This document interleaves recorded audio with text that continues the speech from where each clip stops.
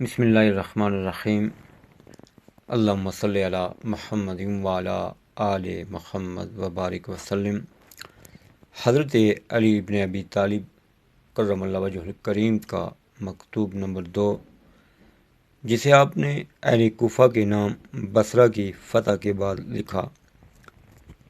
شہر کوفہ والو، خدا تمہیں تمہارے پیغمبر کے اہل بیت کی طرف سے جزائے خیر دے، ایسی بہترین جزا جو اس کی اطاعت پر عمل کرنے والوں اور اس کی نعمتوں کا شکریہ ادا کرنے والوں کو دی جاتی ہے، کہ تم نے میری بات سنی اور اطاعت کی، اور تمہیں پکارا گیا تو تم نے میری آواز پر لبیک کہا